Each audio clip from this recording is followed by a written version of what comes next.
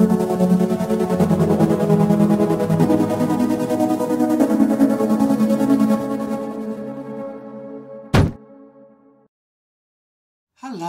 right, this is a video on ELRS, and the reason I'm doing it is because, hey, I'm making a change, so I thought I'd record it.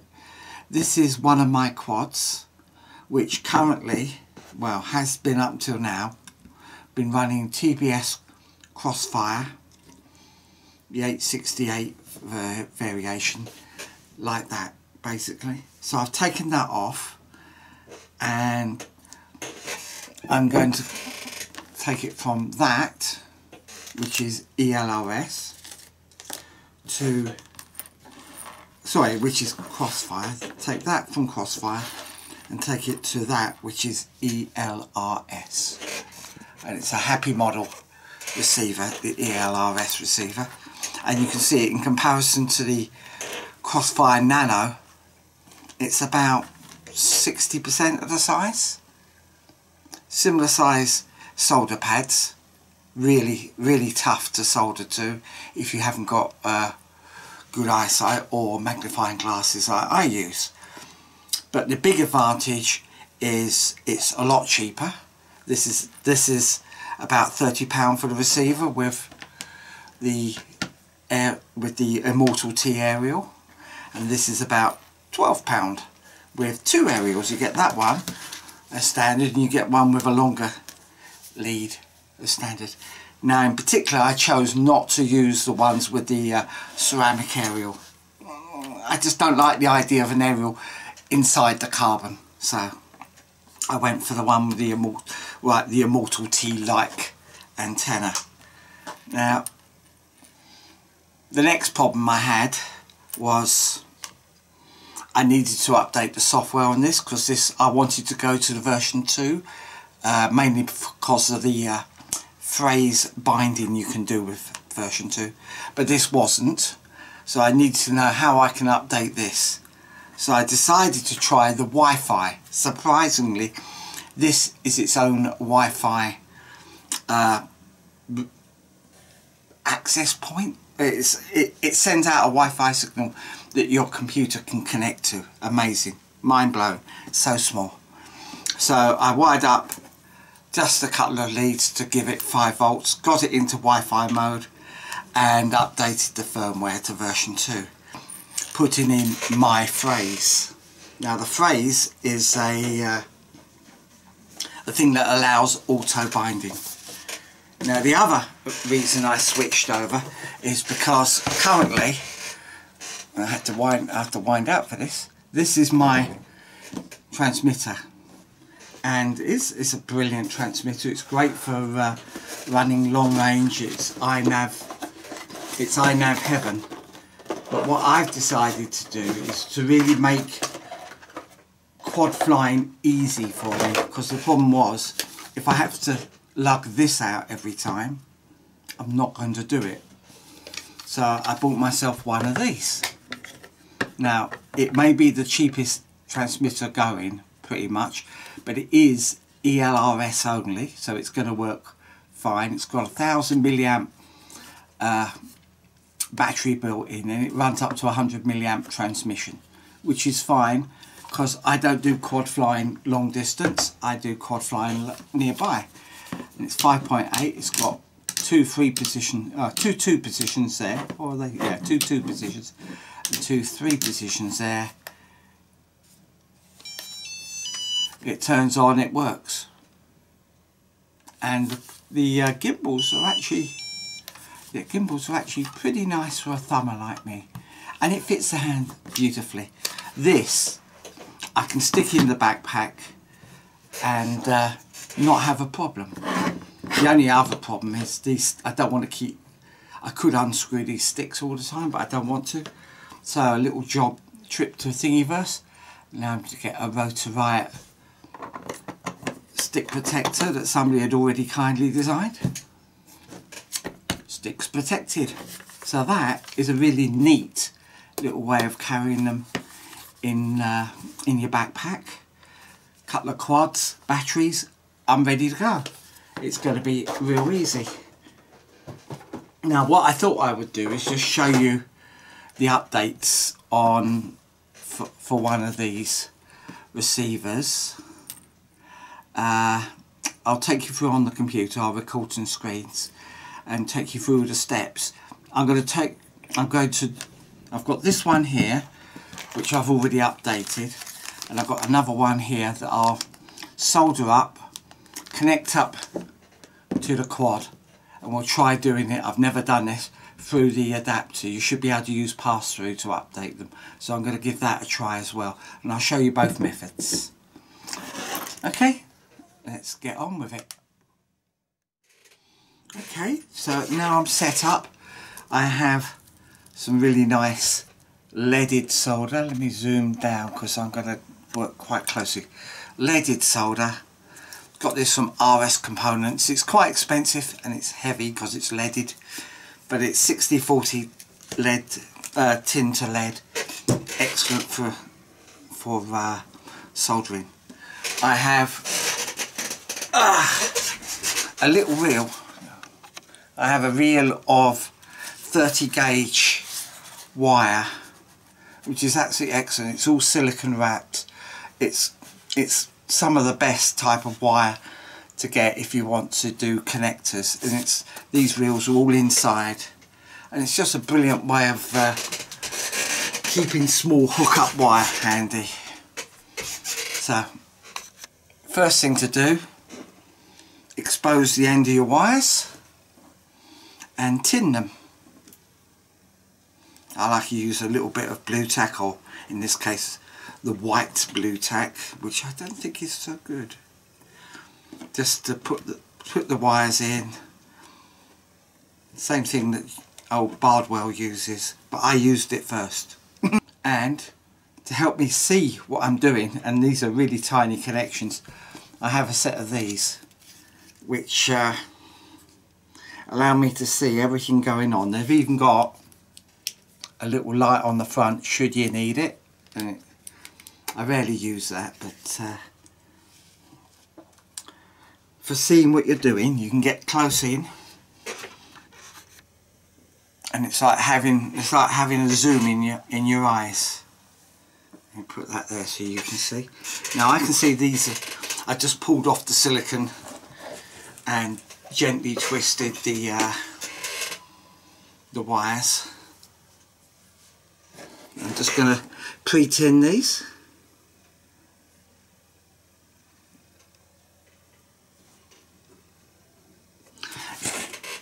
The nice thing about silicone is it doesn't pull back in the same way as if you've got the PVC types. Now next thing I'm going to do is I'm going to chop this off. I don't know if you can see that there, down to about 2 millimeters, really short, just like that, on each of these wires. The reason is you don't want a load of the bared wire sticking around that could short against each other. You really want the solder, when you're soldering to the pads, you want the insulator to start almost immediately. Look at that. Next thing, here's our module, and you can see how short, how absolutely tiny these pads are coming super close. Is it going to focus? There we are. These are very, very short pads. Now you could present the wire up from underneath and sort of solder into the joint, but that puts a lot of strain if you're pulling the wire straight away, which is what I'm going to do. Now let's see if I've got something I can point with. There we are. I'll use a file. The order of the pads are, let me get this right on my, you got here is negative VE, so that's your ground. Here is 5 volts, that's your positive for running it. This is the RX, the receiver pad, and this is the TX, the transmission pad. So you want the RX to go to the TX and the TX to go to the RX. We'll cover that in a moment. So next thing to do, just put a little bit of solder on each of these pads. And you can see how good or bad my soldering is now. If I can get this in frame. There we go. So we're just gonna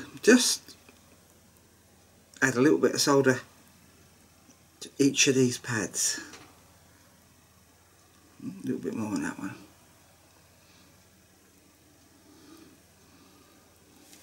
Just like that. Not a huge blob, just really a coating. Now that should be enough to stick these down. So let's put these in order onto the connector. I'll go left to right. Now I don't have a particular convention for receiver and transmission. So I'm just going to use two colours, blue and yellow, for that. I'm going to use, what am I going to use? Let's use this, white for receiver or transmitter.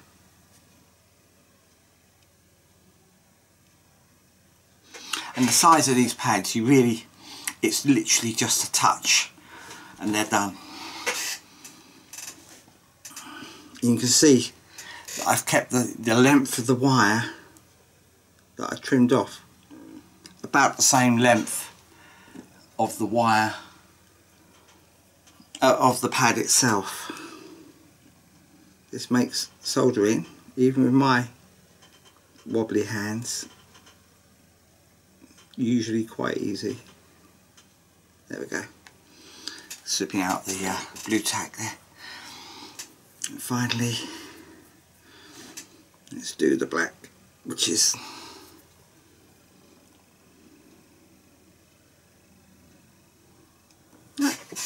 that's them soldered on at that end. It's as simple as that. We now have our connection wires, and because the installation starts immediately, there's no chance of, if these get bundled together, of them shorting against each other. So these are the pads where I cut them off. Here, I cut them off from the TBS Crossfire. I cut them long so I could just unsolder and pull them off. So I'm going to have to replace it onto these 4 pads here. Time for more soldering. So let's remove these connections first. And again, it's because they're very, very small connections.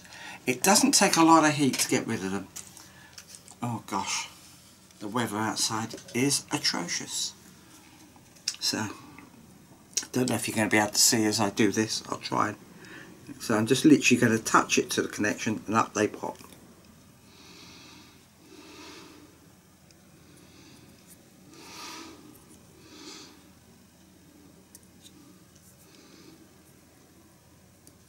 There we are.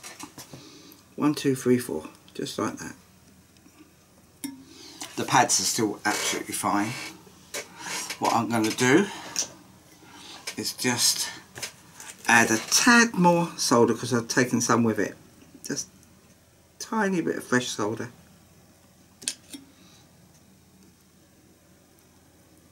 That's the one I worry about, because it's right next to the DFU button. Right, so the order I need to solder these onto the board, I can't remember. I think on my notes, yes, it's going to be positive VE, negative, so that's power and ground, and then this is RX and this is TX. So I've just got to, the simple thing about RX and TX is if it doesn't work one way, it will just swap those two over and it will be fine the other way. So the TX, that's the TX, so it's got to have the RX, which is the second one down. Looking at my little diagram here, which will be blue. So I've got to put blue to that one in this diagram. As I say, your connections, colours are up to you, but I do follow the convention of red for power and for positive power, and black for negative.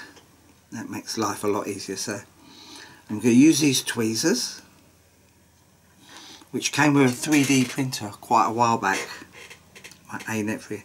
Just going to offer it up to the pad and see, I cut them really short. And literally, that's it. So RX, the other data cable will be this one.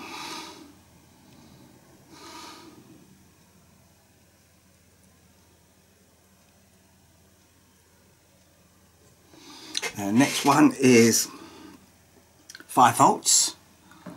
So we'll take the 5 volt one.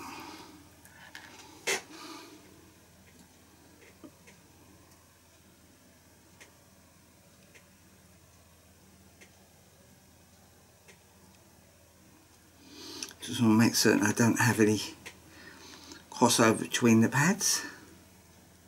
Nope, we're good. I think so. I'm not happy with that yellow one.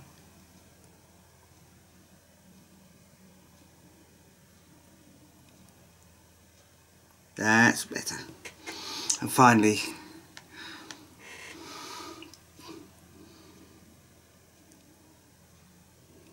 the negative. Okay, so that concludes the soldering on this project. The wire's connected. This will go in and it will go to the back here.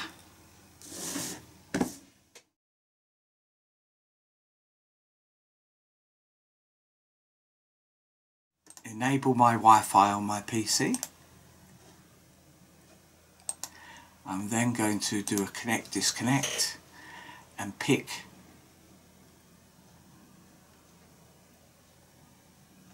the ExpressLRS RX and connect. It may ask for a password, which is ExpressLRS. It's trying to connect, which is why it's flashing.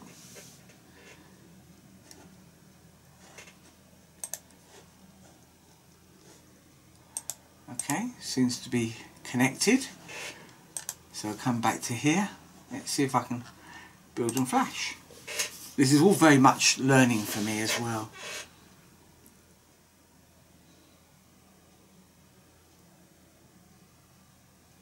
Because I'm connected directly to the port, hopefully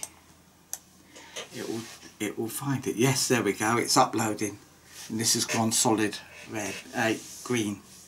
So the Wi-Fi is pretty good, it just loads. You can see this chart going up as it finds it.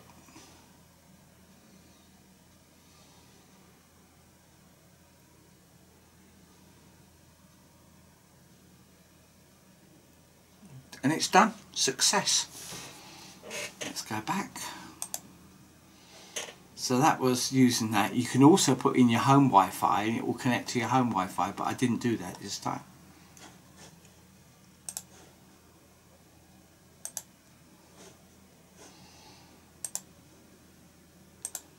Okay, next thing to try is I'm going to turn on the radio and see if it picks it up. But first I'm just going to record that video. So this hopefully is now talking on my bind phrase. So I'm now going to start up BetaFPV Configurator.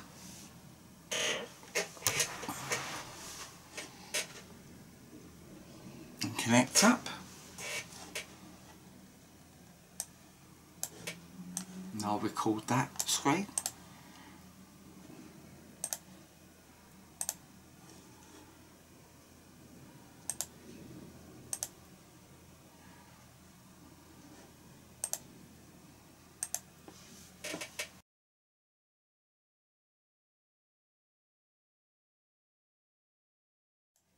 So this is BetaFlight Configurator running.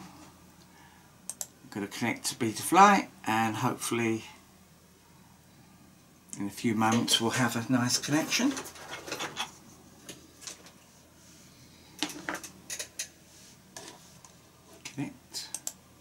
Connecting.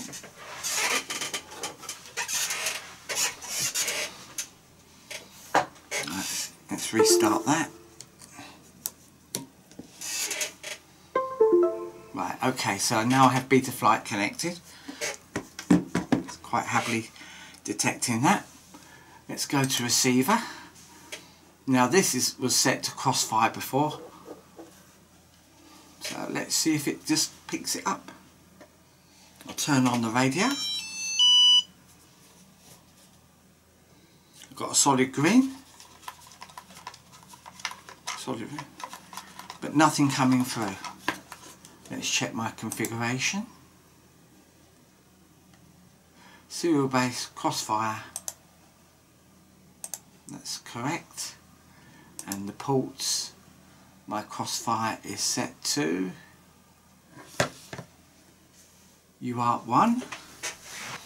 So since I'm receiving no information, when I check the receiver I'm getting nothing. What does that make me think? That I need to swap these two cables, the green, the yellow and the blue. So I'm going to do that now.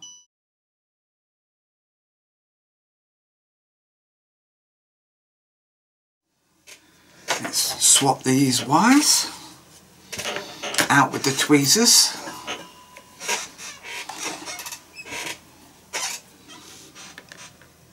So I've got yellow blue and I'll change it over to blue yellow. Just dab on there.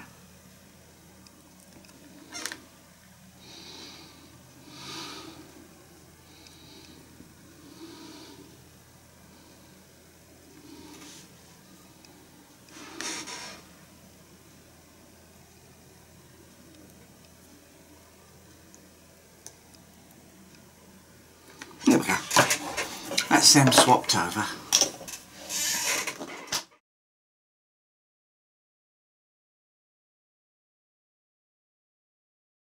And we'll try this again.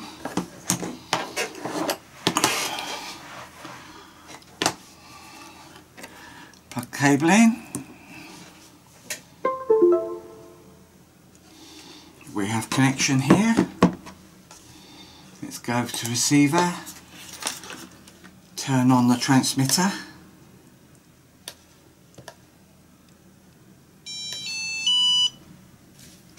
Receiver locks on, hopefully.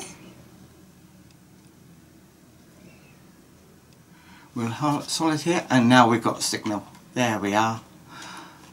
So that's all working as expected. So that's how you switch over. I know it wasn't perfect.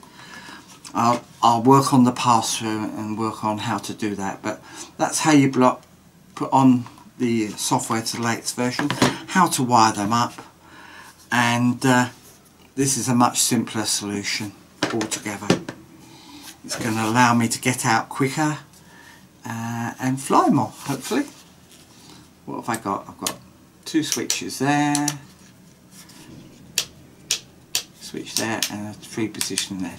So it's plenty for a quadcopter like this. You don't need a lot of channels, and that's what ExpressLRS is really good at, giving you a few channels really cheaply and reliably, hopefully.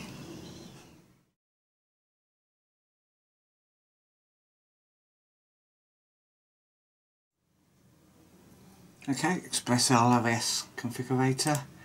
I think the best bet is to make certain you set it all up first. So happy model 2.4, 2.4 RX, BetaFlight pass-through, standard mode. There's my binding phase there. That's all the same settings before. I'm just going to do build and flash. Here you can pick what port if you're going to be picking a port, but port 1 is what I've got set. So I'll connect this up, wait for the beep, bing, and then build and flash. So it's downloading the software. Should be building, and when it start, if it finds the RX, there we are. You can see it building and right into the happy model there. The Wi-Fi or they are success, and that's the using a pass-through if you want to update it while it's in the model.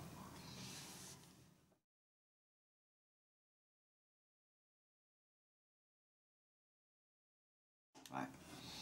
So this is the BetaFPV, and it tells you configurator for FC board is active. Follow the steps to FC. Connect the FC board to the computer via USB connect. This is for configuring that, but if you want a radio transmitter, which is what we're going to do here, the radio, it says click the yellow button to activate configurator for yellow controller. Activate configurator for radio. I'm just going to try plugging it in without turning. Notice I didn't turn the radio on first, I just connected. Let's see if we can find a serial port. Connect. Oh, connect RC. Connected. There we are. I didn't even need to hit the connect button. It's gone green now. So this is where you can configure the settings of your radio. This is where you can tell you what channels are coming out. Check your centering. You can also bind phase, or you can see my bind phase. This is also where I updated to the latest version of this, which included the bind phase option. You pick up, obviously for this one there's only the internal. This is designed for the other one where you can plug stuff on the back. And buzzer switch to dead zone. I set it to 2% just to make sure I've got good zeros going out, but that's it. That's where you can configure your switches, what channels are going to come out, roll pitch your SA, SB, where you can reverse channels if necessary. Not that you'd ever want to. Set your power. You've got 25, 50, 100. Well, why not? Let's do 100. You've got options for frequencies. Well, let's do 250. 500, 250, well 250, doesn't matter. And telemetry radio off. This is not a posh radio, it doesn't receive telemetry, so it's off in this particular case.